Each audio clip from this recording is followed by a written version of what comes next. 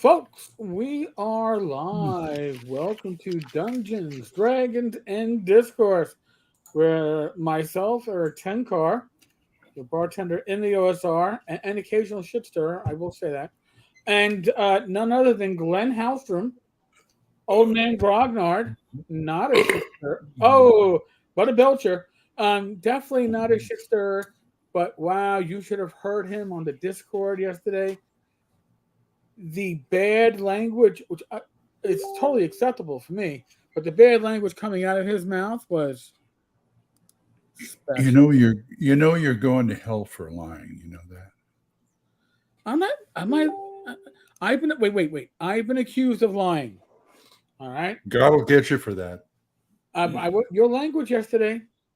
No, it was. It was. I was not. I wasn't.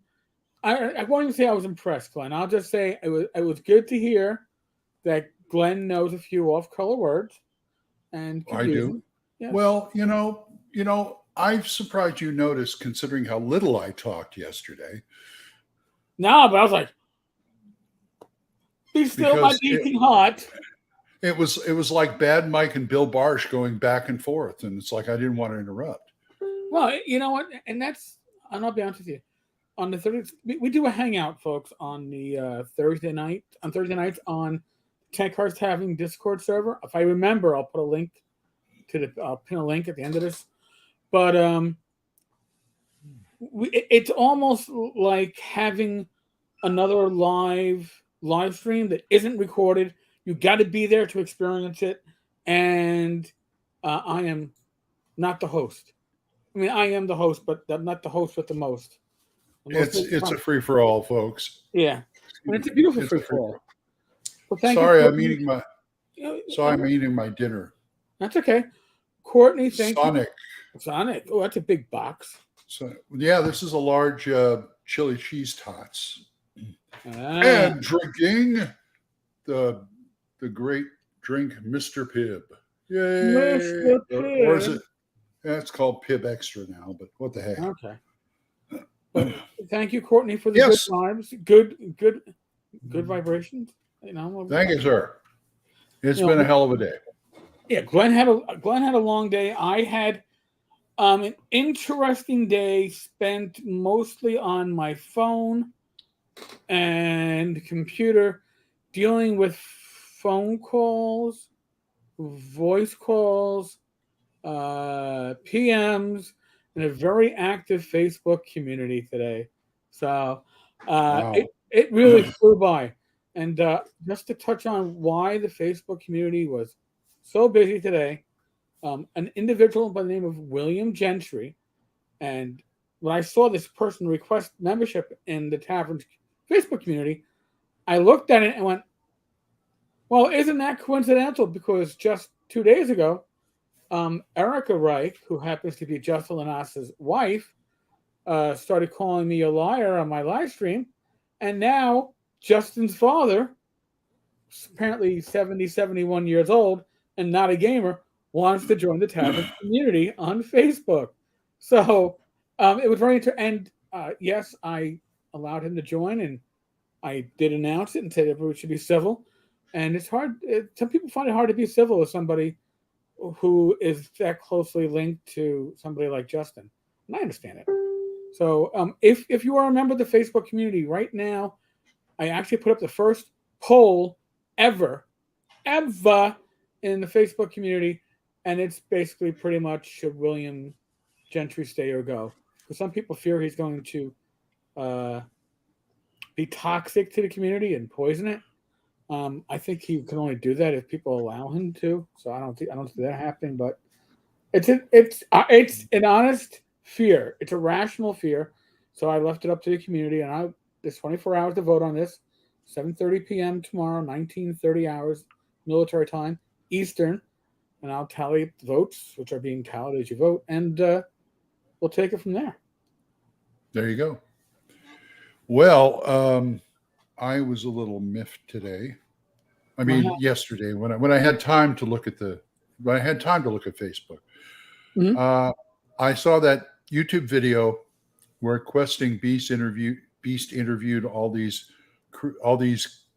creators at North Texas. My first beef was, dude, I wanted to meet you. Where the heck were you? And my second was, I listened to Matt Finch say, I know he's basically resurrected Mythmere Games, so he can have his own company. And then he's talking about, oh yeah, we're working on the next iteration of Swords and Wizardry through Mythmere Games. It's like, you son of a! I just bought the box set. Well, I mean, Glenn, we knew that was going to happen because I didn't know it was going to happen. What else are you going to sell? It's a new company. What else are you going to sell? You need to have the Osric stuff. No, as far as I know, that's Blackblade. That's my book says Mythmere. My book says Mythmere Games, and isn't all that old. Yeah. Yeah. No, he does not publish Osric. So Swords and Wizardry is his child. That's his baby. I know. I forgot he would gamble. But let's see. Let me take a look here. Osric. I know. Okay, second edition. I'm sorry, Usherwood Publishing. Right, Usherwood and I think Blackblade are the two. I believe didn't Mythmere put it out at one time? No, but Matt is one of the co-authors. Matt is one of the co-authors there. Oh, I know. But no, Paul. By the way, Paul, Michelob Ultra on tap, which I had at North Texas RPG Con at the hotel bar, was awesome. Oh my god, Michelob Ultra in a bottle is you know. Anyway, I'm kind of.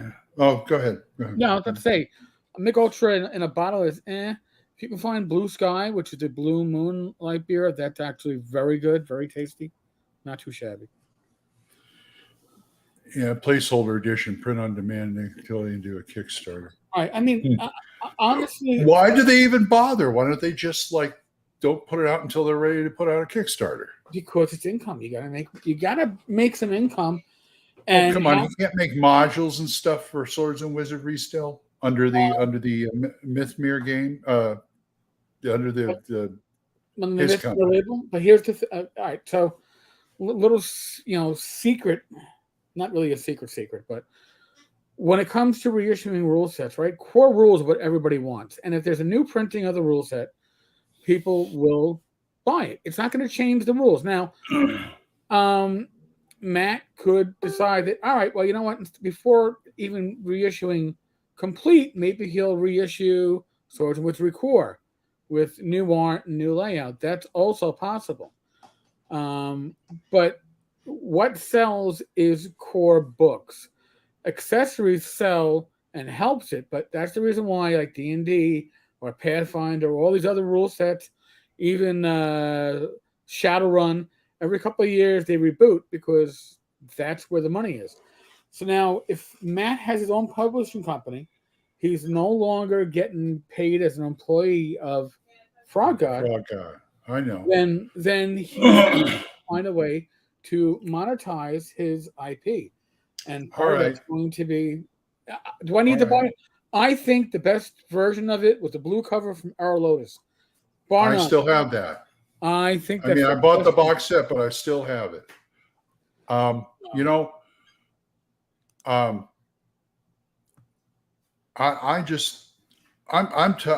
it's a good thing I don't play Swords and Wizardry regular anymore, because it's getting to the point where I'm tired of keeping up with editions of things, which is why I don't play. Another reason why I don't play Fifth. But Glenn, here's the thing: Swords and Wizardry has not changed between the printings. No, it hasn't. So Swords and Wizardry Complete, from the first print-on-demand version that you could get to the box set, and go in between the blue Arrow Lotus cover and the horrid, in my personal opinion, don't jump down my throat, the burning vagina. The burning vagina cover. The content didn't change. Just the presentation changed. Now, the different printings. So when I put out a Continual Light later this summer, if you already have Swords and Wizardry Continual Light, that is still valid. Few words here or there are going to change. The rules are not going to change. We're thinking about adding an optional rule for alignment, but it's basically, if you already have it, you don't need to buy it again. I Did would you love keep to my artwork? What's up? Did you keep my artwork?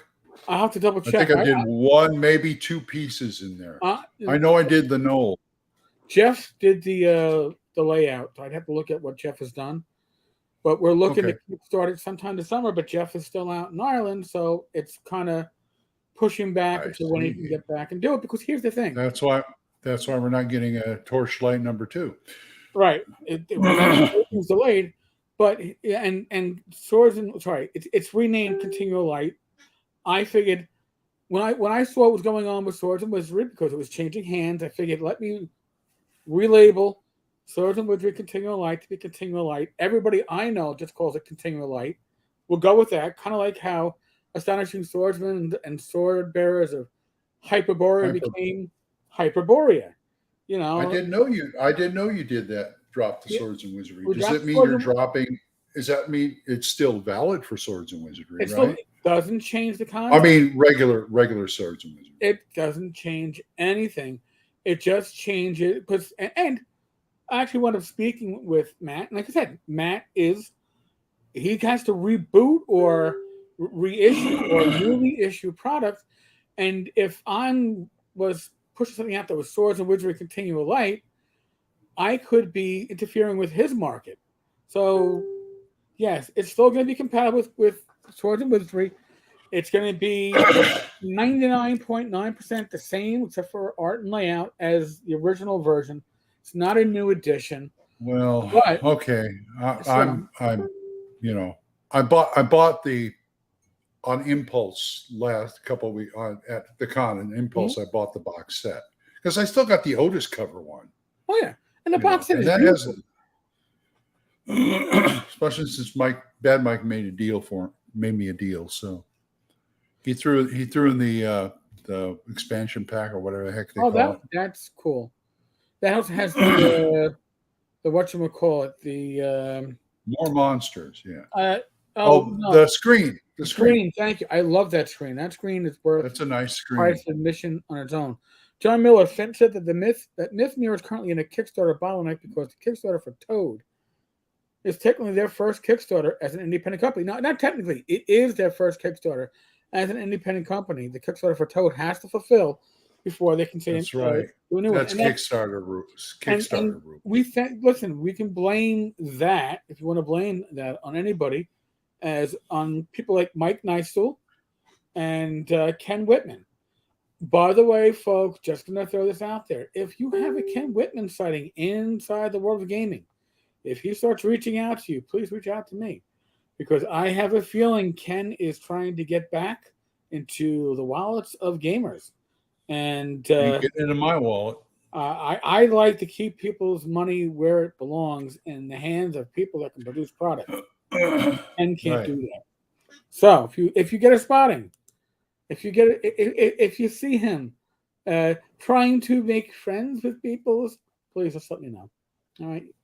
You can just email me at tankcars.tavern@gmail.com or raise me up on Facebook. I don't bite. Theoretically, I don't bite. I'm sure I've been accused of being an asshole and mean to people. So it's Look the face. The asshole's calling you the asshole. Well, usually that's how it is, right? It's like, I know I am, but what am I? I know you are, but what am I? Well, I can I be an asshole? Most assuredly, just to people that deserve it and companies that deserve it. And I've never heard from anybody who didn't do something stupid that, oh my God, Tenkar is such an asshole, they picked on me. I haven't heard that. Maybe there's a few out there. I just haven't. But I hear it a lot from like, you picked on Ken Whitman. What an asshole. Why? Because you liked him so much. Well, then you fell for it. That ain't my fault. He's cleaning out your toilet anyway. Oh, no, that's somebody else who's got the Tenkar's toilet. Except for art and layout, Finch mentioned one tiny edit on the sleep spell. Okay. I mean, okay. Listen, what I'd like to see from Matt, this is my own personal wishes. because I love the Sword and Wizardry system. That's why I did Swords and Wizardry Light. That's why Continual Light came about, right? I'd love to see a book of spells from that, and I'd like to see a book of magic items. These are all resources that are huge. Matt does great adventures. Don't get me wrong; I'm looking forward to all of them, but I'm going to start. Yeah, go ahead. I just love to see, great content for players and DMs that will expand the game as opposed to just new adventures. I'm going to try and hit up some of the content creators to see if I can get any illustration work.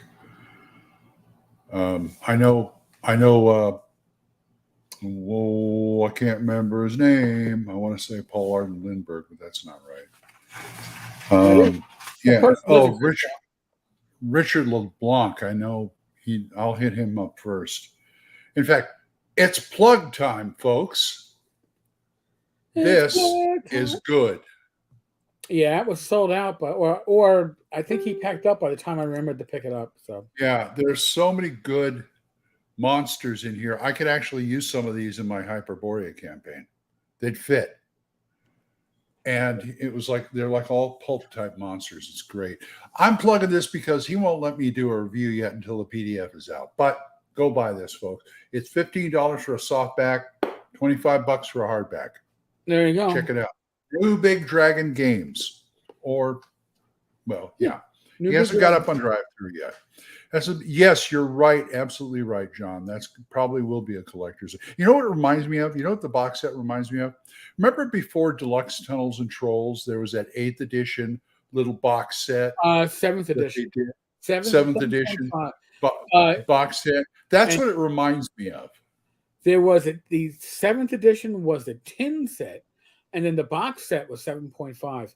I only know because I own them all because I am a Tunnels and Trolls collecting geek. So that's like I said, I remember it reminds me of the 7.5 box set. And remember the Delvers pack with it? I had that too. Me too.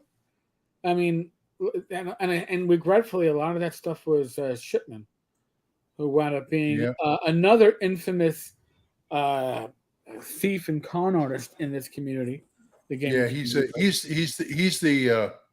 he's the Tunnels and Trolls Ken Whitman. Sorry, Matt, you can't have my tin set. I may have some doubles on some of the Corgi British editions of the duo modules that came with the abridged version of the rules. I may have some doubles on that. I do have a double on the box. I still like the Corgi core rules. If I can ever find them. The black boxed, oversized box set from England. I have 2 of those, the black and the gold. So, and of course, a lot of different printings of the 5e and the 5.5 rules. I have way too much Tunnels and Trolls.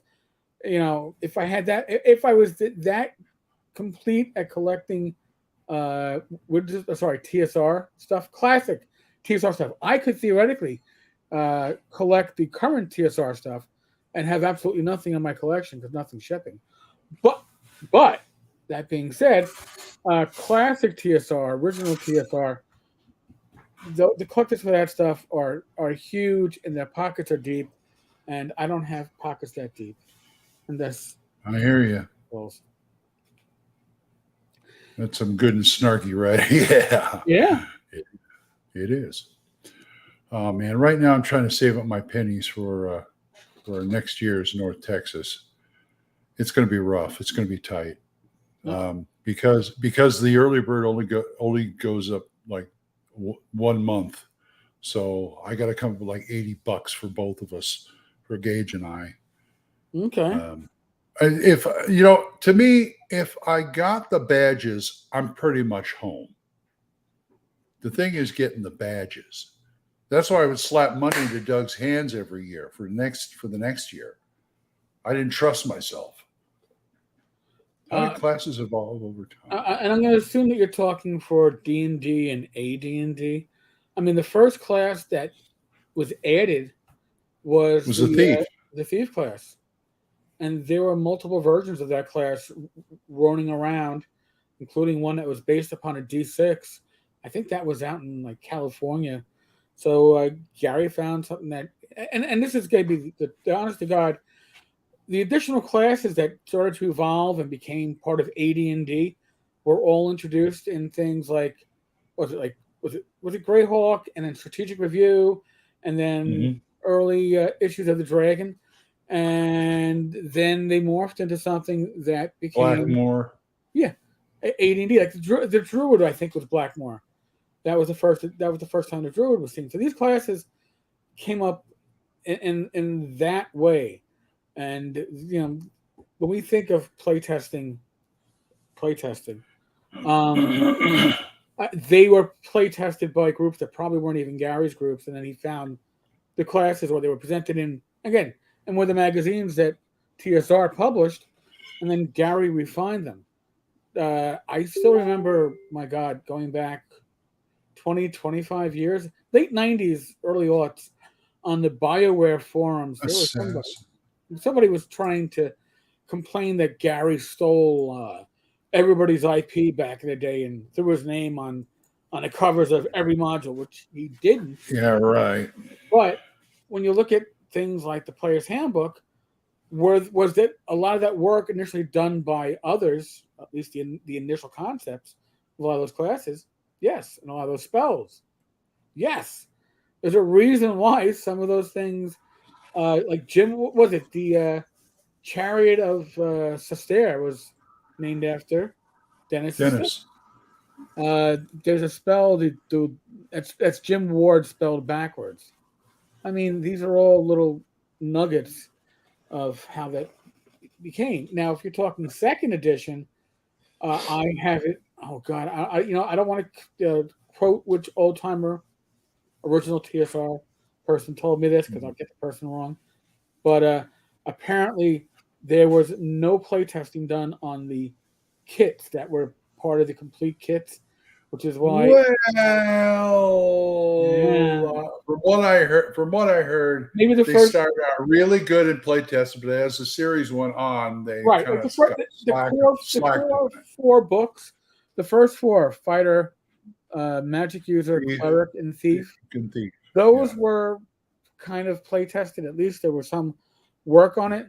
But once they got up to like the complete book of elves, dwarves, bards, your mothers, And I yeah, have, no, there's I no play. have that is from the mouth of Steve Winter. So I was gonna say Steve, but I just didn't want to say. Oh, Matt, I don't want yours. Just saying, I'd love to have it. Tin sets are so cool.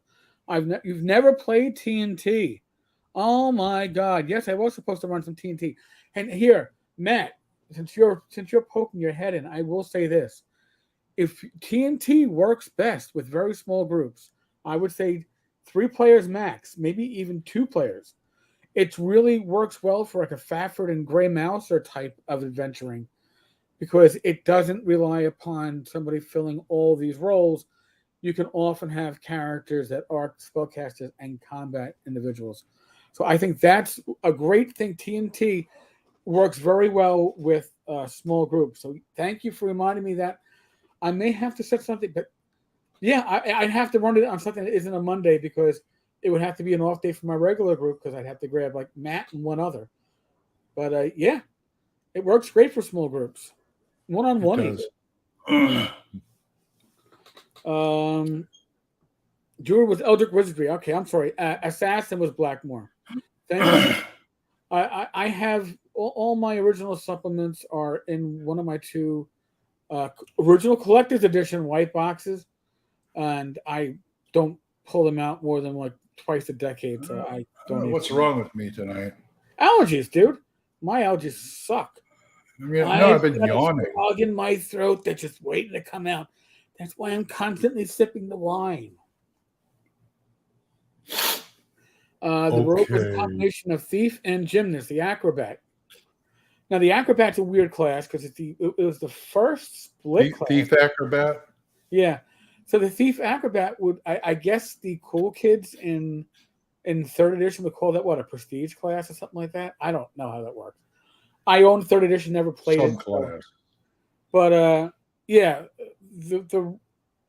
it was the thief acrobat was an interesting concept that I don't know anybody who ever took it. It was hard enough to get somebody to play an honest to God thief, but a thief acrobat, no. It's like, why? And you have to design adventures around those abilities to make them worthwhile for your players to play it. It was interesting solely because it was reflected in the D&D cartoon at the time. It's like, Was it? acrobat. So, Oh, what's her name? yeah, I know the girl that wasn't a magician who had her Yeah. cloak of invisibility.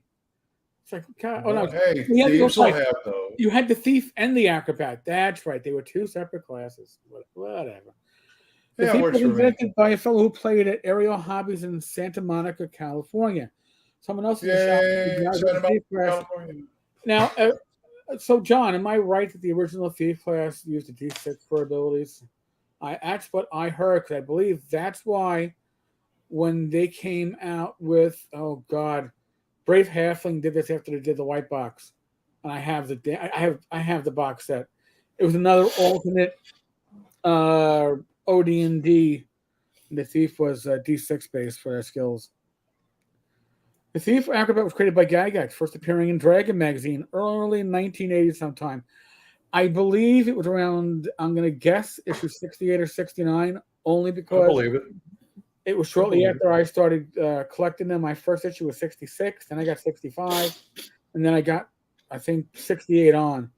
And it was published in Earth Arcana. Gore the Rogue, from his novel, was an exemplar. I bought all of the Gore the Rogue novels. I have yet to read anything but the first one, which I read probably 20 years ago or 30.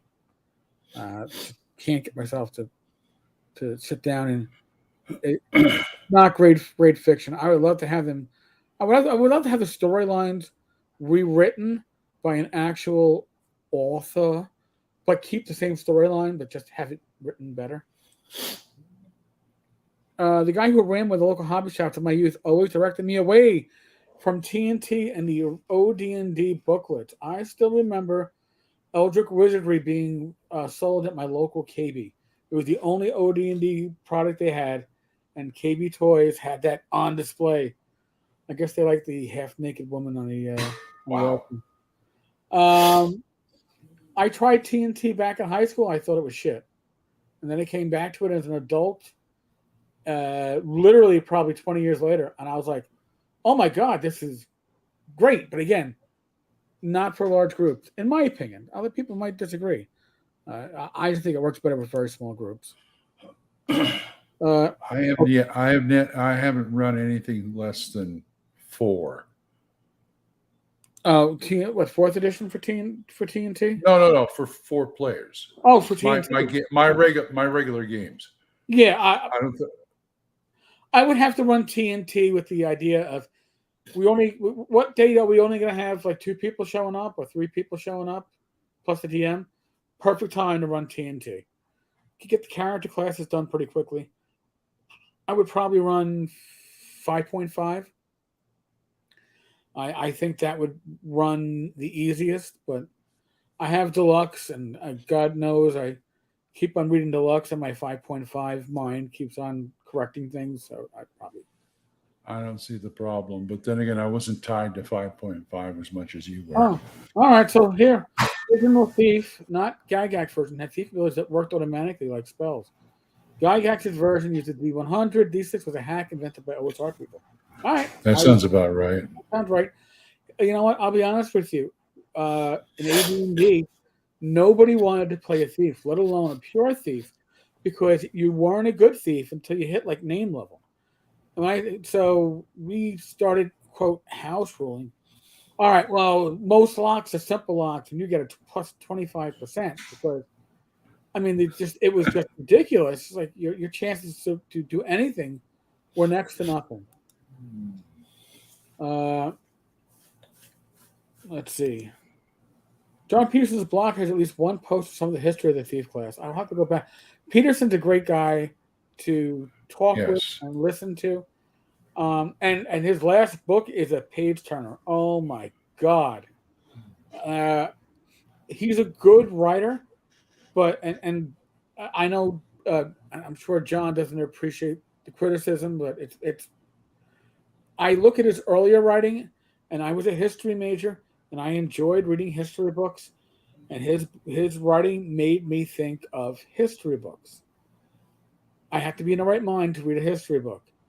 His Mhm. later writing, he has a narrative voice that stays true to the fact that you're getting a historical view, but it is a voice that becomes very familiar and easy to for your mind to interact with. He has refined his skills to the point where, if his initial books were anywhere from 8 to a 9 on you should read it, but his Does that mean what he's going to rewrite Playing at the World so I can read he's going it? to reissue it, so that's why it's out of print.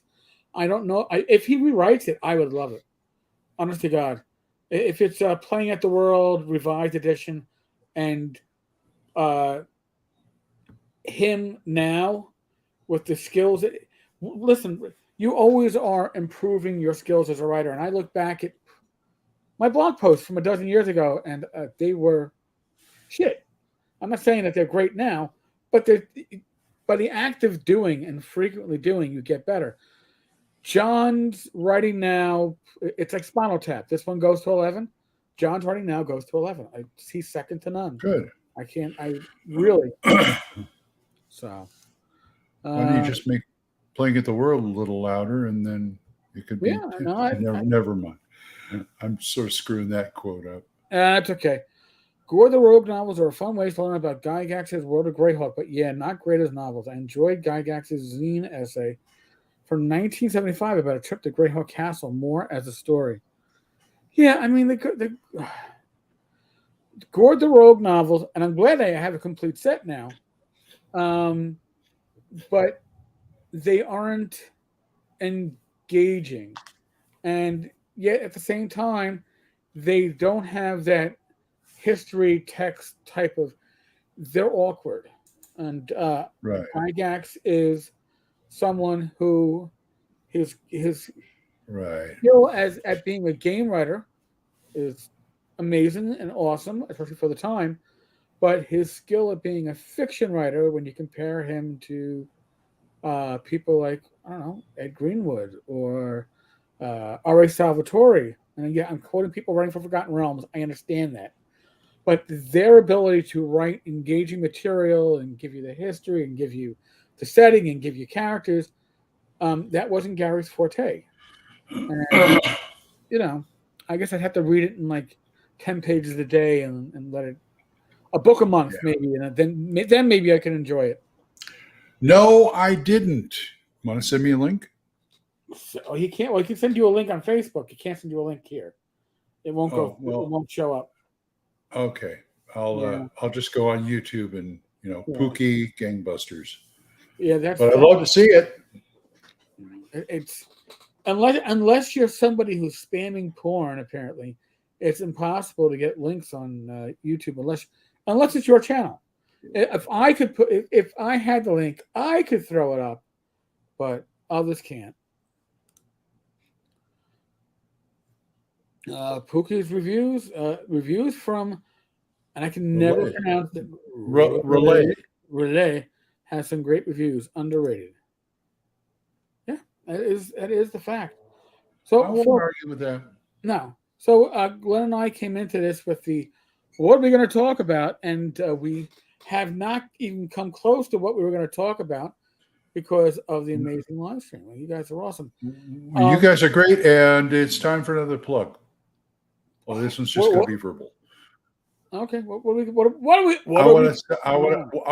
I want to say thank you to David Donahoe of Etten Games. Hello, Mr. Woodard. And because he came through when Exalted Funeral and nobody else would. I got the last 2 books of Advanced Fantasy for OSE. Oh, Postal okay. Essentials.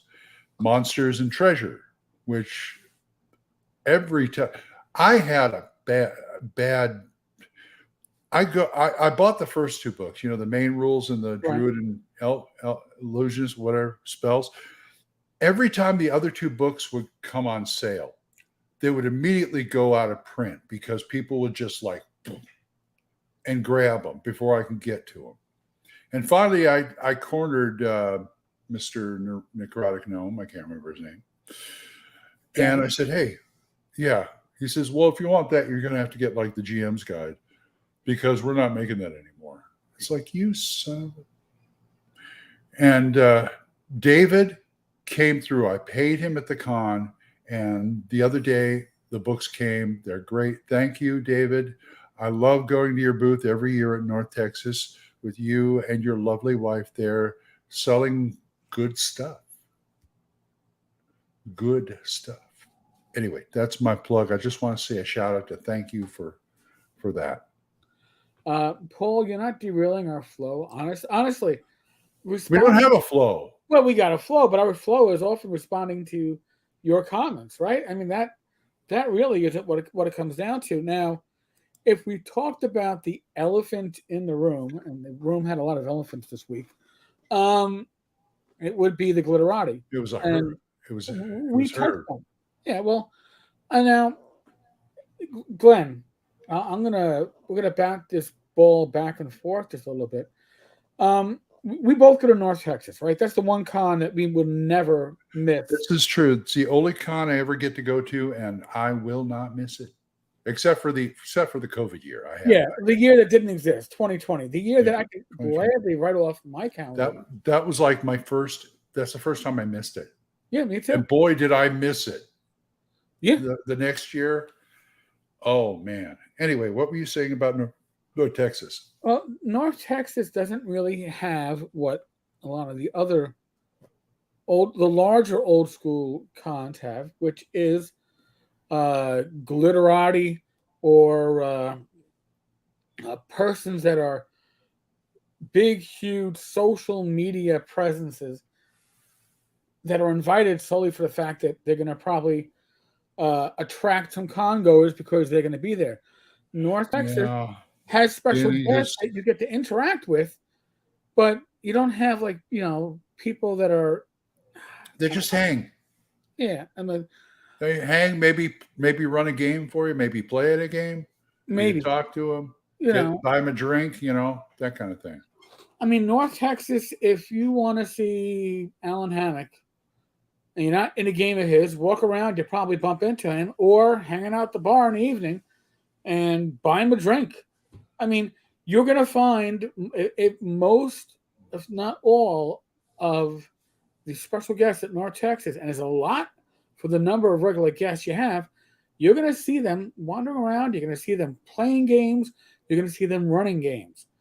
When it comes to the glitterati, not saying they don't run games, but a lot of times the games that they're running are streamed games with other special guests.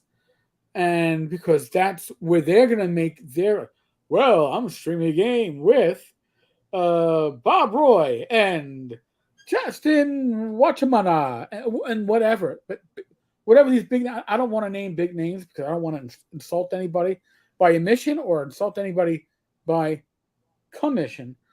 But it doesn't serve the gaming public. Now, I've been misquoted by someone saying, according to Tenkar, Satine Phoenix was surrounded by bouncers and bodyguards at Gary Con for her wedding to Jameson.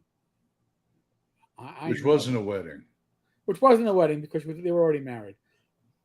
Whatever. It was a show tune, folks. I wasn't even at Gary Con this year. So I have no experience to talk about from this Gary Con.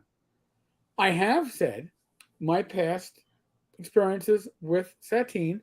She is surrounded by so many hanger-ons and others in her circle that it's like she is surrounded by a circle of protection, 10-foot radius from normals, geeks, and gamers. Now, I was making a joke. I was not insinuating that she walks around with bodyguards. But she's not, when she walks around like the vendor room, which I would see at a con, you're not getting up to her. You're not going to say hi to her. She's making her appearance and she's going to go wherever. I don't see how it benefits me as a con goer, but her presence may benefit the con because maybe they get X number of people at the con because she's an attendee. I don't know. I'm one of those, I guess, old timers that think convention should be about what they're about. A gaming convention should be I about. keep seeing. I know she didn't, but I keep seeing Satine as one of those people who got burned from the Fire Festival. Oh, because she's a phoenix that she rose from the flames. Look at her.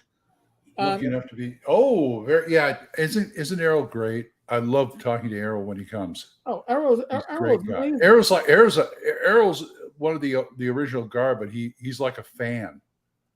I mean, yeah. I told you about when I was handing around my first edition, first printing Deities and Demigods, getting everybody signed. He signed it, but then he stood there with me 5 minutes, going, "Ooh, look at it! Oh yeah, they got that one. Yeah." I was like, "Wow, this guy's great." And I told him, you drew my favorite picture of Cthulhu. There you go. You ever seen that picture of Cthulhu and Deities and Demigods first printing? I have it, but I haven't looked at it. It looks like Relay. It looks like Relay Rose, and he hadn't had his coffee yet. Oh well, then that's he was like miserable. He's like that.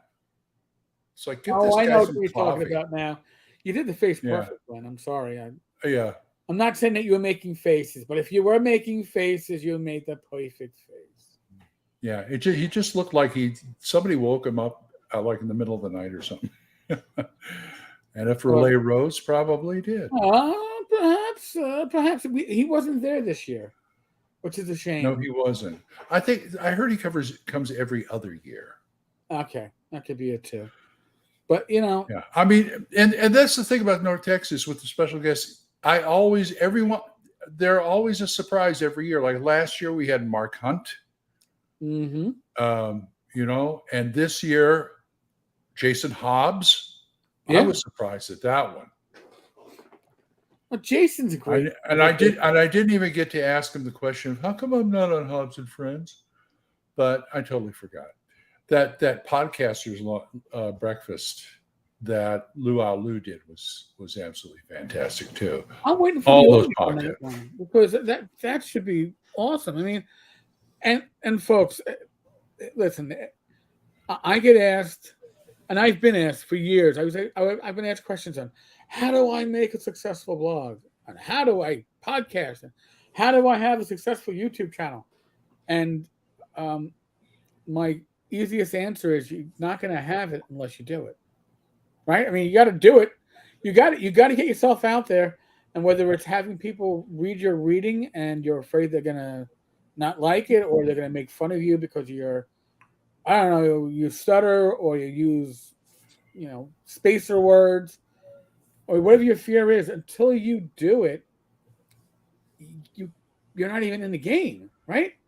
You can't succeed if you aren't even in the game. And then the second step is continue doing it, because you only get better by doing it. And I'm not saying don't read or don't. All right, I'll draw more. Or we'll draw more, or whatever it is. But I'm saying, like, you can increase your knowledge, right? You can increase your knowledge for this stuff by watching videos and reading books on the topic and all that stuff. I'm not saying that isn't important, but repetition of just doing it makes you better by the act of doing it. And my last piece of advice is, if you want to retain an audience, whatever you're doing, if it's something that requires an audience to follow you, have a set routine. If you're going to put up a video and you're only going to do 2 videos a week, pick 2 days during a week that you put up your videos and you stick to it. Because what do we do? Are habitual. They look for. Eric, what do you and I do every day? We do a video, and I do a podcast. Yeah. Radio Grognard goes up every day, pretty much. Yeah, and now I've had folks tell me, My God, how do you do that every day? And the answer for me is very simple. If I don't do it every day, I'm not going to be doing it every day. And I'm probably not going to keep. If I was every other day, I'd probably lose the routine. Every once in a while, I get caught up and I skip a day because I thought I put it up and I didn't put it up, and turns out I should have put it up, and I just say, oh well, next day. But I've always got one. Like I said, I got one. Always got one up. Got one in the practice area and one in the bullpen. There you go. I mean, if you want to retain an audience, they have to know how to find you. So Glenn and I, we're pretty much daily. The blog is daily. I think we've missed maybe 3 days this year. Sundays, I have. And unlike him, North Texas is a loss for me because it's like, I'm gone for 4 days, guys. See you Monday. Oh, I just do. I know you do stuff, but I never. It's like I go there and it's like, yeah, I go there and it's like, I don't want to work. I want a game. Well, you see, on the other, I don't find this as work. I find this as I find it rewarding. Here's another thing. Simple. This is the easiest one. If you're going to blog, if you're going to draw, if you're going to write, if you're going to do a podcast or a vidcast, don't do it based upon what you think people are going to. Oh, people are going to want to watch or listen to a beer podcast. Definitely. No. Do what you want to do. What drives you? And if what drives you. Yeah, go ahead. Do you remember my ill-fated blog, Too Much Johnson? Vaguely. Sorry. My first blog post was, I am so sick and tired of seeing people either show you cute things of their dog or cat or whatever, or they use a blog to vent and complain. So I told my audience, I says, I'm not gonna write anything in here if it's not at least a little bit entertaining. I couldn't do that. I saw too many people going, oh yeah, I can't find a job, and it's like, oh man, everything's against me, and they're just lying to people on there. It was terrible. And it's like, I don't want to do that. I can whine by myself. Well, so, we all can. Yeah. Yeah. So, it wasn't a venting thing for me. That's all. I felt a responsibility to entertain. And that makes sense. But again, if you're going to do something and you can't get not entertainment, but enjoyment out of it. Exactly. If it's not enjoyable for you, guess what? People are going to notice. They'll see that you're phoning it in. You're doing a half-assed job because you're not invested in it. I'm invested in talking about old school gaming and current events in gaming and all that stuff. This is my wheelhouse. I just approached past the 1400 mark in my podcast, and I think only half of them are good because you can. To me, I mean, people love it, but to me, I can tell the times when I was kind of phoning it in because I couldn't think of anything to talk about.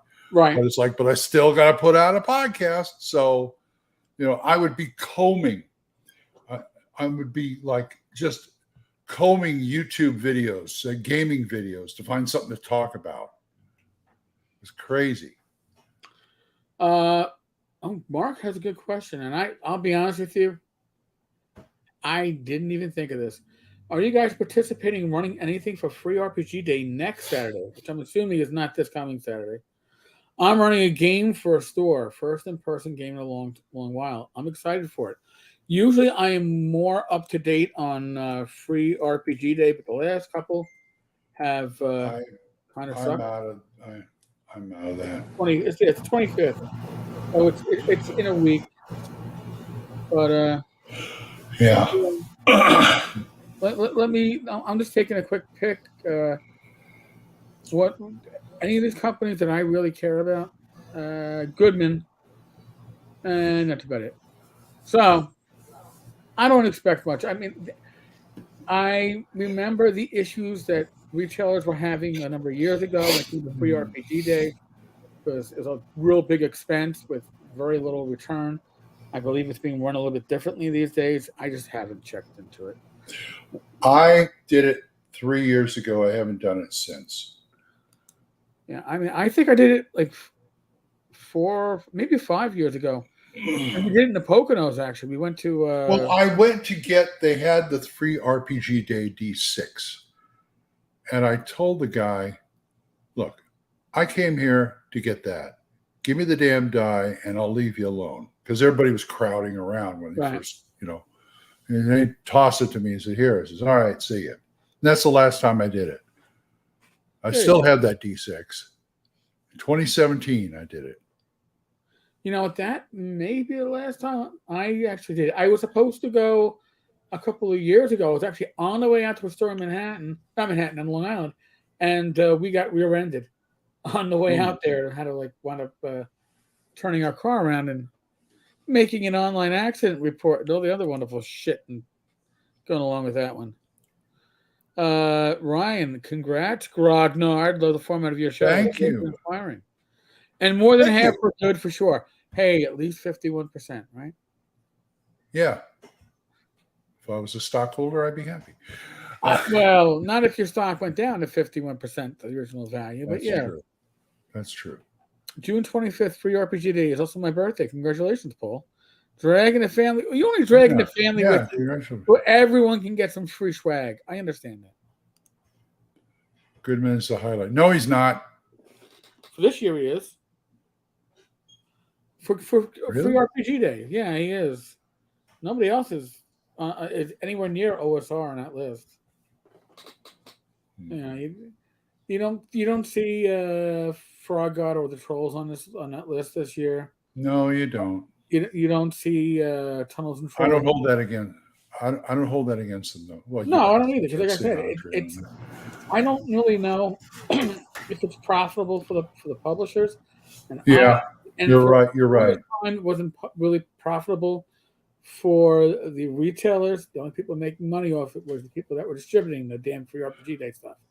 I covered that years ago on the blog. I'm sure if you do a Google search, you can find it. Did not make me many friends, but I'm not in this for the friends. Goodman is always the best. However, it doesn't seem to be promoted well. I wish Goodman would take it over. Yeah, free RPG Day, they changed owners or distributors a couple of years ago, but the prior people were kind of there was a problem with the relationship the retailers were having with the people that were doing the distribution. And now I believe that the issue is that the actual publishers that are putting the material into these projects or packages aren't, it's not the same quality. It doesn't motivate me to find a store to go and get some free swag. I'd rather, I wish I could run. Yeah, I guess it is a good deal. It's just I got tired of doing it. Occasionally run games. I wish I could run games at my local game store. They're turning it into a pay to play. Oh, no. And number two, I mean, they've been putting posts on Facebook about it. Come and play, and it's always 5e. If I showed up with an OSR game, they'd probably say, no, you can't run it here. Well, you know why, right? I know why, but my thinking is even if it's an OSR game, it gets people in the store to buy stuff. I'm not disagreeing, but they don't see it that way. I know. I won't. All right, so Bob, maybe because I don't have it. Yeah, the closest thing that I have to a friendly local game store is the Complete Strategist, and I'll make a pilgrimage there. It used to be a couple times a year. We haven't gone since last June. I think we're aiming for July. Joe the lawyer, I'll probably reach out to Joe Block and probably Professor DM, and we'll all try and meet up for shopping and then lunch across the street. and a local You hang pub. with Professor. You hang with Professor GM. Cool. Once a year. We only did it. The first time was last year. Still, Yeah, that's once a year. but I mean, We're once a year. Yeah, true. But what we do once a year is for 4 days, dude. We don't half-ass it. Come on. Yeah, and this year I got drunk. Listen, I get a little intoxicated every time. I have rates to walk B home. Well, I had Jason to walk me up to the room. At least he didn't take advantage of you, Glenn. So that's He kept saying, "Let's go," and I didn't want to go. You were holding court and regaling the new guys with stories and such, and me, I've just tried to talk to whoever will listen. And God help me if I knew what I was talking about. But a couple of Boilermakers and I'm under the table, man. Dude, a couple of Boilermakers, I would have been flat out on the floor. You had taken like 4 people to carry me back to my room. Yeah, but hey, and then I had Vince to get on my case about she doesn't know what you mean by Boilermaker. You have to tell her because these young kids don't know anything about that. I said, fine, I'll tell her. Give me a Bud with Crown Royal shot. So that's it. It's easy enough. And if you can give me the bag, I'll take that too. No bag for you. No bag. See, Glenn, the day of the whiskey tasting, that night, I did more whiskey after the whiskey tasting, and then we went to the bar for more alcohol. Well, injection. Also the kid was out cold in the bed while I was drinking, so I was I was okay with that. But see, Glenn, you did not leave your bag with your laptop and your iPad at the bar overnight because you imbibed so much that you couldn't remember you had a bag with an iPad. So you might have had a little excess that one night. Trust me, I was probably there the problem. Well, I've been waiting for all these years to drink with you guys, and I was never able to. Now I can do it there. Yeah. What is this, Bob? What does Bob say? Well, let me see. What does Bob say? When can I join this? North Texas, man. Texas RPG Con. First week of June, the weekend after Memorial Day. Yeah, you got to be there or be square. That's right. You got to enjoy us and be with us. You could probably even get into the whiskey tasting. That actually was a lot of fun. I didn't do it this year because I'm so bad at it. Yes, there Bob. We go. Yes, that is right, Bob. Listen, honestly, at North Texas, I pretty much close out every night at the bar because it's where you can get your late night snacks and sit back and relax and talk to people. Sometimes it's easier. It's easier to be found when you're sitting in a chair and people can go up and go, "Oh, hey, there's Glenn. Oh, there's Tenkar and Eric." Yeah. As opposed to catching you as you're walking from one place to the other in the hallways. Speaking of next year, there was did you get? You probably know the reason I asked Bad Mike if it was possible that I could, rent a table over the artist alley or whatever. Right. Just so I could sit there and draw if I want to. Every year I come down to just sit at a table and draw, and somebody will drag me into like a 4-hour conversation, and I will just sit there and not do anything except talk to them. It's a good talk. Right. I like talking to them, but one of these days I'm going to be able to sit down there and draw. God willing. Yeah, that's wait. And if I have to buy a table to do it, because I saw like James Shields, he had a lot of artwork out there. Yeah. For sale. And it was all original too. It's like, you don't make prints, you don't make no. I said he sells it all original. I said, better man than I am, Gunga Din.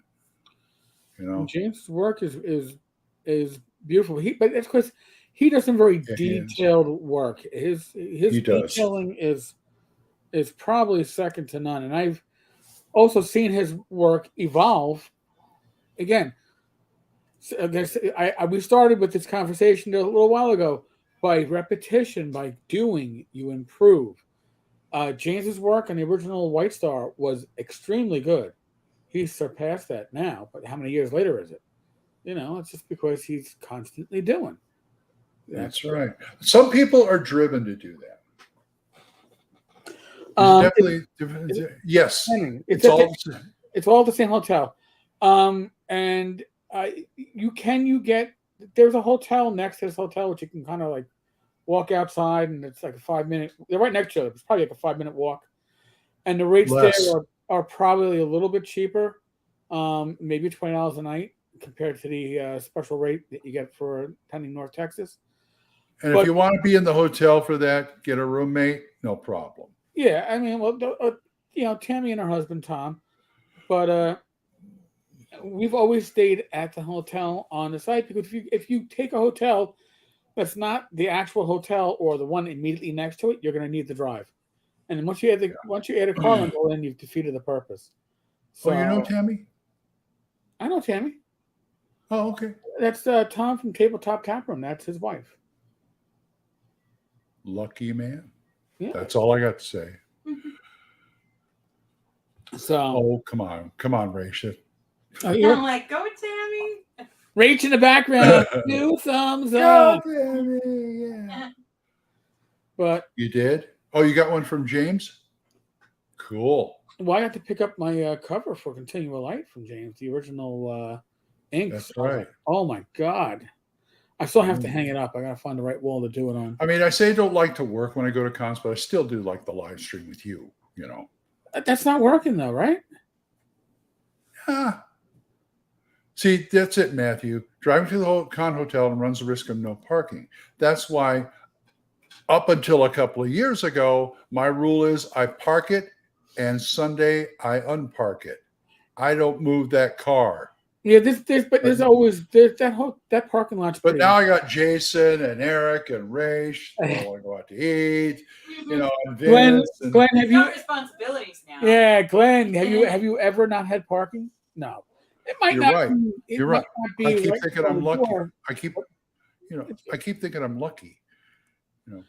Now that's one of the problems of the hotel is the food.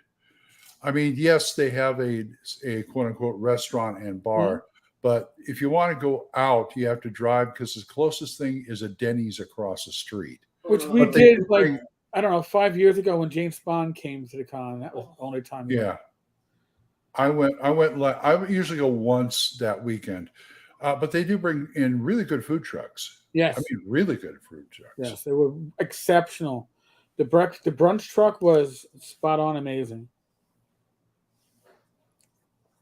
I want whatever that thing they gave you on check-in. What was it? This year they gave out a potion of healing and a potion of, I don't remember what the other potion was. It was very cute. I was afraid to drink it. You have to be careful because they leave. Gage drank it, thought they were terrible, dumped them out, and kept the vials. Aww. All right, fair enough. I just left them behind. I think we threw them or just left them. We left them behind. But it was very sweet. It was most certainly the hotel saying, "Wow, we're in our last year. We really sucked last year, and if we need to retain this contract. So let's go all out." And they did. We better get on our game here. So I got to say, the hotel did very well. I thought it was a thank you. No, I think it was we want to keep you. That's how I read it. That's true. What do you bet? What do you bet that happens? Gerard, salt-free diet. Gary and Bad Mike are in a good position to renew and get a few demands, maybe. I don't know. Yeah, I mean, listen, the hotel air was better this year than last year. I never had to touch the thermostat in the hotel room.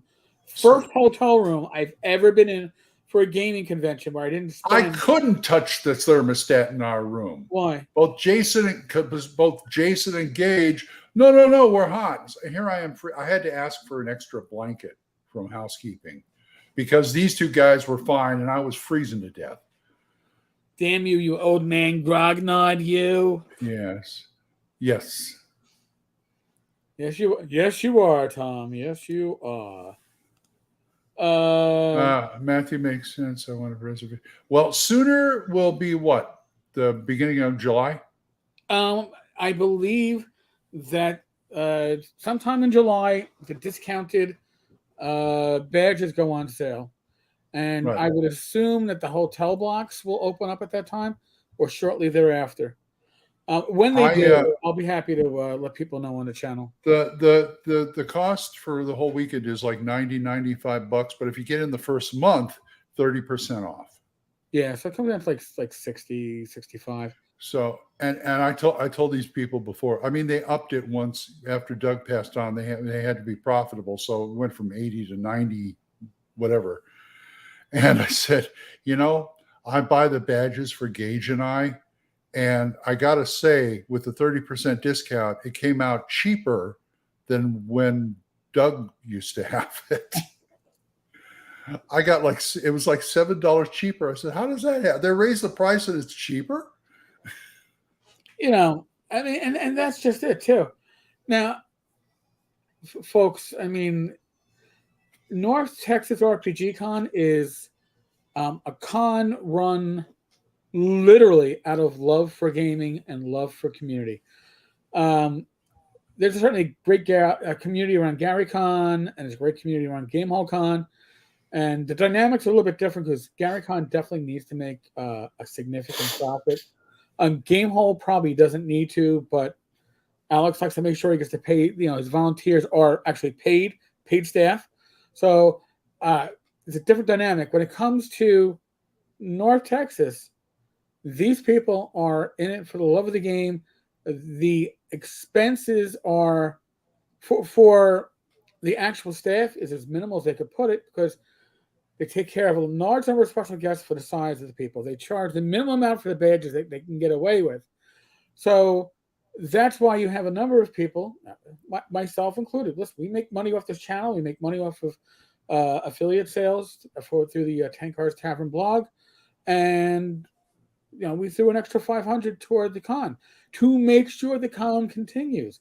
To me, that's an investment in my community and my own enjoyment. It's kind of like what Doug did, right? Doug didn't mind if he came in like, oh, we're in the red, $9,000. That's my vacation cost, he would say. That's the cost of my vacation. And then he'd take his family on another vacation. But that was his personal vacation. I look at it as, if I can give back to this con, then that is my main vacation. I could give up every other con. Shire Con I can drive to. Total Con I can drive to. They don't count. But I could give up the other two major OSR cons that I fly to. It's only to have North Texas. I'm making sure this fucker sticks around. Oh my God, that's the first time I think I dropped the F-bomb. Wow. Holy, wow. Well, I tell you, I do have an agreement with Becky. Mm-hmm. I get to go to this one con and I say, okay, Gage and I are going to the con every year. The rest of the summer is yours. Plan what you want. Wow. I'm fine. I got to go to the con. Well, and every year, my birthday is in April. She always, she still gives me stuff. And she always goes, what do you want for your birthday? I said, North Texas RPG Con. Well, but actually, Jason, he chips in. The roommates chip in, and I actually have to give her the money now instead of saving it to spend at the con. But that's okay. Kurt Gould told the story. He told it actually on the Wednesday night live stream, and then he repeated it to us at the hotel bar. But for Kurt, his wife's birthday constantly falls during the days of the con.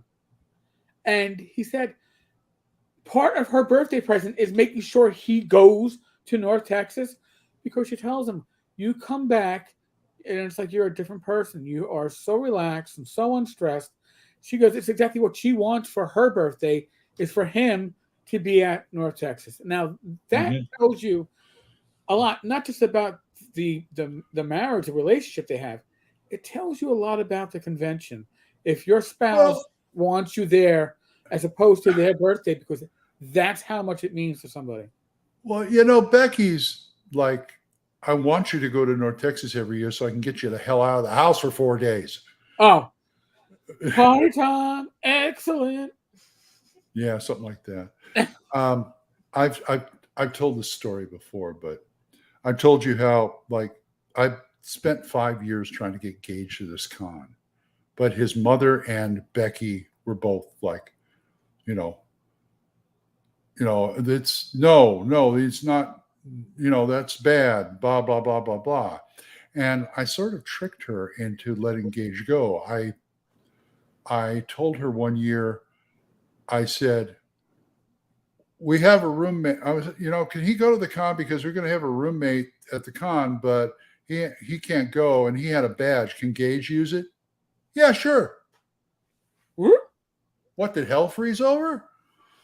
And it's funny, like this last time Gage was saying he wasn't going to go because he just graduated high school and he had all these plans for the summer and jobs and all this other stuff. I just don't have time.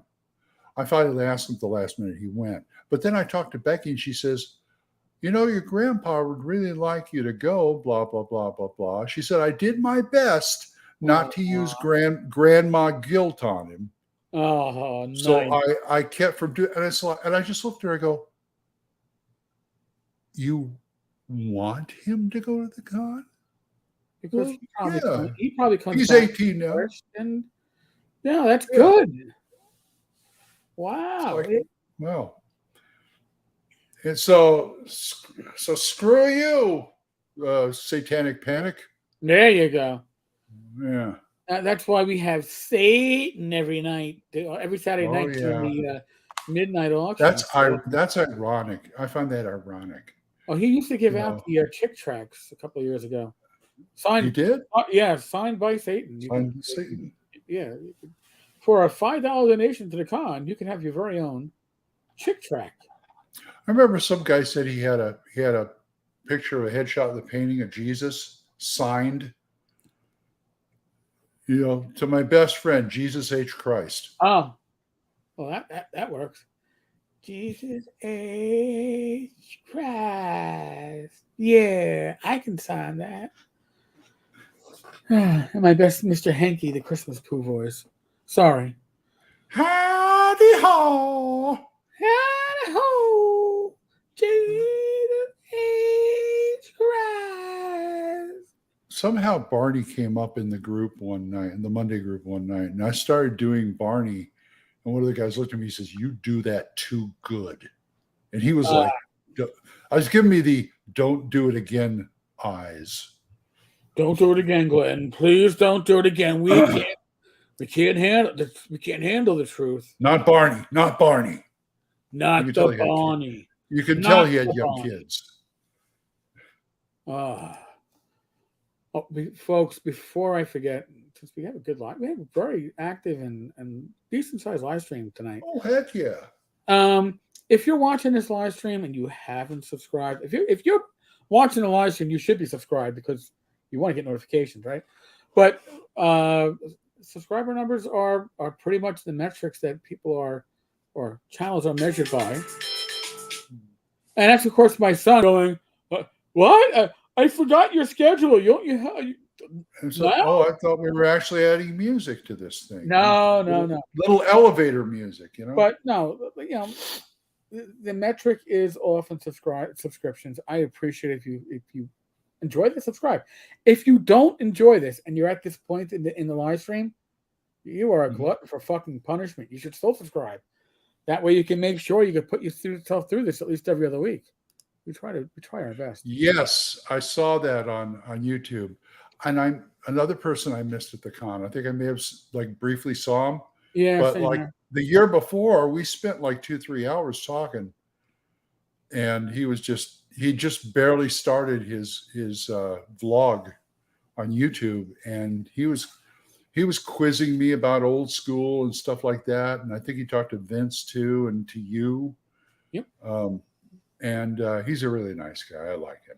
Yeah, Aaron's good people, and he's passionate. He is. So listen. If you're an old school gamer, that's the next generation, right? You gotta right. come on, kid, get those damn kids off the lawn. Shit. I ain't gonna foul the well. Although I will give him my opinion on stuff, and that's fine. He'll give you. and I tell him this is what I think. Right. Don't let it scare you off. Okay, don't ever let Glenn scare you off. Trust me on this one, folks. All right, maybe he's scaring me off. I can't say. I don't scare anybody anymore. I dropped so much weight, I don't scare anybody anymore. Well, you can now you could do your Lurch impressions. Yeah, but they still. Yeah, I get the hollow cheeks now. But they still call. Mike and Liz still call me the Hill Giant of North Texas RPG Con. There you go. And you look, Glenn, you look good. And not that. Thank you. Platonic. Don't take it the wrong way. I won't. I need a shave. I know that. I've been lazy again. But I know you're looking good. The weight loss is good for you. And as somebody who suffers from congestive heart failure, weight loss is one of the best things you can do to. Oh yeah. So and I'm bugging Becky for another sleep study because I'm convinced that I don't need that damn CPAP machine anymore. You might not with the weight loss, dude. Honestly. Yeah. Because I get a good night's sleep. She says I snore, but I think she's just doing that to get me to wear the CPAP. Listen. So sometimes I put it on. I think everybody snores. It's just the capacity of your partner to sleep through it. She snores. Oh my God! If Raish never comes to the con, and you want a room with me with Jason, get some earplugs. Jason is the. Oh my God! All right, I'm gonna one up you. He's like a foghorn. All right, I'm gonna one up you. My first Gary Con, I got to share a room with Bad Mike and Zach Glazer. And Zach did an awesome thing. He brought, because they found I was coming, they brought an inflatable mattress, and he slept on the inflatable mattress, Zach. And then the first night, Zach goes, "You got headphones, right?" I'm like, "Headphones? What do I need headphones for?" He goes, "You didn't bring headphones?" I go, "No, I didn't bring in-ear headphones." I go, "Why?" He goes, "Oh, well, you're gonna find out why." I went, "What?" He goes, "Yep." Puts his earphones in. I can just hear a little music going. All right. I'm like, who the fuck? Bad Mike. I love Bad Mike. I jokingly call Bad Mike my work spouse. But oh my God. I believe it. So the next day we did a Walmart run, and I brought like earplugs, which helped. But yeah. No, I was like, holy shit! I will never complain. Yeah, but Jason was like, as John Lennon would say, "Your window rattler, son."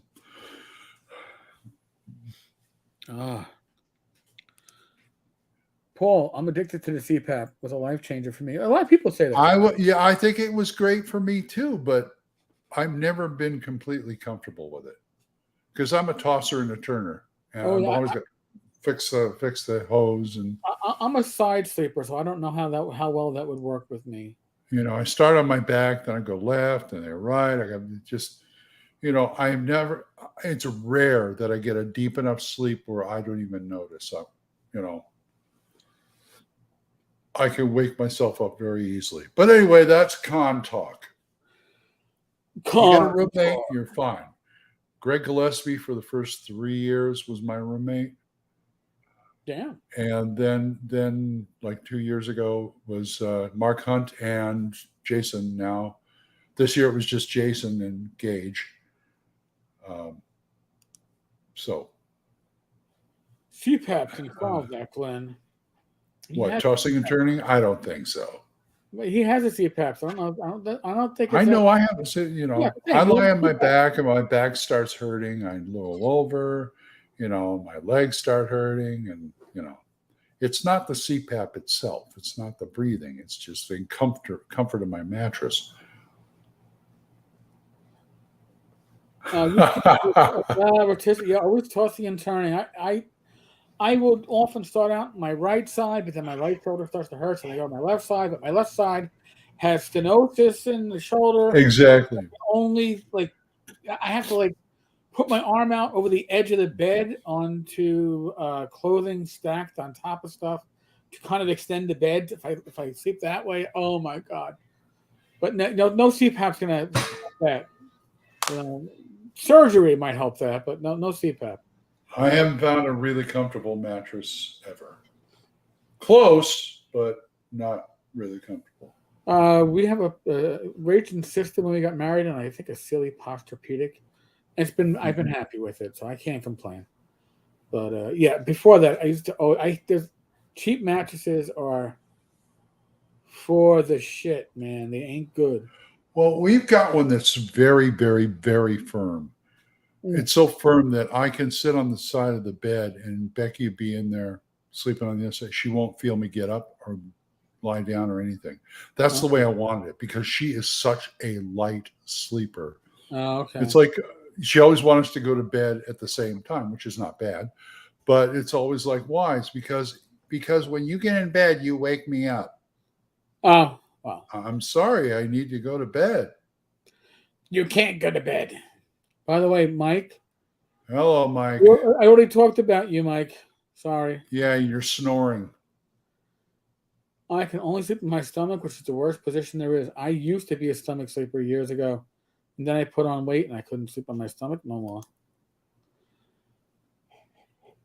more. 45 minutes to fall asleep. Anywhere from 15 to 30. If I'm out in 5 to 10, God bless. Doesn't usually happen. Nice. That's the mattress. Nice. Best sleep ever. Keep talking about me. We'll whisper. Who is it? Who is this guy again? Mike, I'll whisper sweet nothings in your ear. Hold on a second. Next thing you know, he'll be on the show. Sweet nothings. There you go. Feed my ego. Your ego. You know what, Mike? You're the devil. You're the devil, I tell you. You're the devil. Oh, you actually are. You know, I did that auction. Yeah. All right, never mind. Next thing you know, he'll be on the show. But not too late. Wednesdays aren't enough for you, huh? No, too late to bring Mike in tonight. We can't bring Mike in because then we'll never get off the show and my bladder will explode. TMI? Sorry. Probably. Perchance. You know, if I started dyeing this hair, I'd probably look about 10 years younger. Yeah. You think? Maybe. If I had some hair plugs I used look 10 years younger. No, I wouldn't. Actually, no, I wouldn't. Did I still make grease? These bags have been with me for all my life. There you go. Yeah, something like that. I got to say, folks, for the preparation that Glenn and I did, or theoretically didn't do, but for what we had planned for this show, which Mike could tell you the amount of planning goes into these shows. Yes, Mike, my bladder is keeping you off the show. Listen. You shared a room with me. I'm up like twice a night. You know that. Geez. Hold on a second, so why don't you finish off your wine and then no, it ain't happening, sir. And unlike certain co-hosts, you're welcome, Paul. Joe the lawyer, who doesn't have his picture on the screen, so you don't know when he walks away to use the bathroom and then come back. It's the secret. Yeah. We're here on the screen. We can't do that. But I got to say something, Glenn, and I'm very surprised. Thank you, Gerard. After Erica made a surprise visit on Wednesday, I thought that we would have a surprise visit today, but we have not. Because you're doing well when somebody has to come into your channel and go, "You're a liar. Everything you always say is a lie. I want proof." But we'll always have Tammy. She's here. Well, but Tammy's awesome. I love Yeah, I know. It's nice to have a heckler every once in a while. Yeah. No, it was like, well, this, and it's like, oh, look at that. I guess TSR is trying something new. They're going to try to put the face of a woman on top of TSR to keep to keep those that may accuse them of improprieties quiet, because you cannot critique a lady unless they're another lady. I'm trying to think of a double entendre for that line on top of TSR. On top of TSR. A woman on top of TSR. I thought they were bottoms. How about that? Oh! I can't believe you said that. Hey, could we get sex on this thing? I really need a rim shot. You know what? If you had a soundboard, you could do it. I do, but it won't work with my computer. You know what? Maybe I need a standalone soundboard. You know, one of those little bing, and I read for them. Oh, that's an idea. Funny thing, I thought about the 43K talk was all about the other drama, not the TSR drama. They both had, and Matthew, I will stand corrected. My math was initially eyeball math. It wasn't actually like tap, tap, tap, tap, tap on the calculator math. When I did tap, tap, tap on the calculator math, the real number was 45,100 and change or something like that. So I actually, I did something very bad, and I apologize for it. I underestimated the pure gall, griftiness of Justin for not paying taxes. So that was my fault. I didn't give the man full credit, and it is him full credit because there's no LLC protecting him on that one because he registered the business in his own name and Social Security number. This is all in the paperwork that is linked in the Tenkar's Tavern Facebook community right from the North Carolina state government because I was accused of photoshopping. So there you go. That's illegal? Photoshopping is not illegal. Not paying the sales tax is apparently illegal. I don't know. That's illegal. I don't know. See, and now there's an unanswered question here. Was sales tax just never collected? Or was sales tax collected and never submitted? I don't know. Doesn't say, or it doesn't make one way or the other. It's a question that people can ask. I don't think you're going to get an answer because Justin didn't answer discovery on that one. He just let the decision be made without submitting any paperwork. So I'm not surprised. So yeah, folks, there may be more new TSR stuff to drop in the next week or so, but since there is so much going on with Satine and Jameson and their frequent newly and whatever bags of shit that keep on landing on their front porch, I'd like to keep the front porch clear until they're done. So we'll leave any other TSR stuff for a proper time. But Glenn, we're hitting the hour and a half mark, dude. Yay! And it wasn't an inquisition. What a show! You know what's so funny about me? What is the fact that people say I run such a good game, and they've never seen me run a game. Well, I can tell you why. Because tell me, please. Inquiring minds want to know. Because you do great voices, Glenn. That's it. You're willing to improv, not just improvise, improv voices. I love it. And I listen. I love it as a DM. But people go like, "Holy crap, Tenkar is doing the voices again." Yeah, I am. I can't help it. You know, it's part of me. Yes, Glenn. It's the voice. You see. Okay, you should have seen the Gangbusters game. I had him go. We had another guy. We had another gangster. They were leaning on in the room, and the mob lawyer comes to get him out, and they end up arresting the lawyer. Nice. I don't think that even in the 20s. All right, I'll roll with it. What the hell?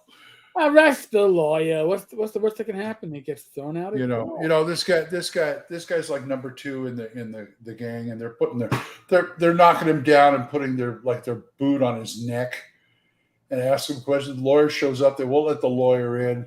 He says, I'd like to see my client, please. And they ended up they ended up like framing him. Somebody put a bottle of booze on. Oh, what's this? That's not mine. I would never come into a room. Tell it to the judge. I would never Lock have a him bottle of booze. I'll be out to this can in the morning. Maybe a wee pint, but nothing that big. Are you out of your mind? And what's the illegality of prohibition? Oh, nobody cares about that. I thought you were gonna get me out of here. It's me medicine. I've got a prescription for that back at me house. I could show it to you, and maybe you'll find some money along the way, or a pot of gold, perhaps. Maybe. I noticed in fantasy games, Scottish is used a lot, mostly for dwarves. But I noticed it's an easy one to stick with. But I also noticed nobody knows Irish. Isn't that weird? Well, see, but the problem is, do you think that'd be easier? I think it is, but the idea is that the dwarves are skits, and I always fall into my dwarves are usually fucking Irish. I'll give you the Irish dwarves because I can do the Irish brogue a lot more naturally than I can be doing a Scottish brogue. I got a gamer friend from New York. He says, I hate that stage Irish. He said, I always call that "let's go F a potato" voice. Oh, let's go fuck a potato. But I remember doing a Hyperborea game where they had two. It was kind of two guys arguing over their siblings. And one was a girl, one was a boy, and they were like, it was kind of a Romeo and Juliet thing, rival neighbors. Right. And one of them, and they're both dwarves, and so I had the one that's a Scottish one. He says, you got your daughter over here leading me boy astray. And the other one was Irish. Says, I don't know what you're talking about. My boy is upright. He didn't fool around for nothing. He's upright. He hasn't fallen down in at least half a day. Of course, I'd love to change it up with the dwarves every once in a while. I'll play a Russian one. Oh, well, those are the hill dwarves, man. Those are the ones in the hills. Those are the hill dwarves. Yeah. Mine always sounds like Boris Bedinov. So who would not sound like Boris Bedinov? I like that. I played Lazar Wolf in Fiddler on the Roof, and one of the guys there used to say, "You ever find that moose and squirrel?" No, I never find moose and squirrel. Or something like where moose and squirrel are there be? But, of course, it's in my Jewish hobbits. Yes. All right, we're gonna Jewish hobbit. We're gonna get ourselves in trouble. I'm gonna say timeout, Glenn. Timeout. We shouldn't. But seriously, folks. I get in trouble? What are you talking about? I'm in trouble already. What are you talking about? Trouble. I'm not trouble. You're trouble. Me trouble? No. We're all trouble. You trust me. I trust you. Yeah. But I always have like the Hobbit shopkeepers are Jewish, just because it's fun. Yeah. I have two. I usually have two of them in there arguing. What did you buy that sword for? We didn't have the money, but it's a good sale. You come and try it. But what are you talking? Well, you're using all our money. Come on. That kind of. Dude, I get to talk with my hands more when I do. You're talking to a New Yorker. I understand. Oi. I'm a sugar. So, folks, before we go totally off the fucking rails, not that we have already. Again, huge thank you to the live audience. Huge thank you to everybody who catches this after the live stream. But honestly, if you want to be part of this live audience, it doesn't cost anything. All you got to do is show up. But if you want to yap, and you want to chat, you want to ask things, you want to say things, you got to subscribe. That really is what it comes. And why perchance do you have to subscribe? I'll tell you, because if we don't tell you have to subscribe, we leave it open to everybody, we get sex bot spam. And I don't like sex bot spam. And it's not happy for me. And to quote a very wise man, Boomhauer's right. There you go. There you go. So, folks, Glen and I. Glen, wait. Actually, Glen, you can be found on a different video channel, correct? Yep, it's called YouTube. Old Man Grognard. Old Man Grognard. It's not Tenkar's Tavern.blogspot.com. Yeah, Old Man Grognard or Radio Grognard on Anchor or Thanko's Hammer. That's right. On something. Just look up Thanko's Hammer on your favorite podcast catcher. We just did an episode last Sunday. Hopefully that'll go up soon. Folks, I feel drunk. You can find me here. You can find me on tenkarstavern.com. We have a Facebook group, Tenkar's Tavern, easy enough to find. We have a Discord server, Tenkar's Tavern. It's what? Community. We do. What, Mike? Glen is a professional. He hasn't said what kind of professional what? I don't want to know. Who's stirring a little shit on the side is my co-host every Wednesday night at 8 p.m. I think, Mike, I don't know if you bothered to read some of your earlier chats today, but the Belay brothers are asking about next Wednesday, so maybe we'll bring in Ian and Rocky. Or not. We can always ignore them too. Talking Crit every Wednesday night, 7 p.m. Central, which is 8 p.m. on the Eastern time, and it's like some ungodly early hour. If you're before I go, let me give you a little something you use in your game. I use in my game. We have a professional dungeon cleaners and maintenance crews that go out that get contracted. They're called the Gelatinous Dudes. I like that. So, especially if you're doing a funhouse dungeon, that is awesome. Oh, come on! It adds atmosphere. You want atmosphere? The first time I did it, the group got hired to clean out this dungeon that kept killing the guys who were going in, and the guy who ran that branch was Mike Emenhall from Breaking Bad and Better Call Saul. Look, we did this for you. I mean, you do this for us. We will pay you and be grateful.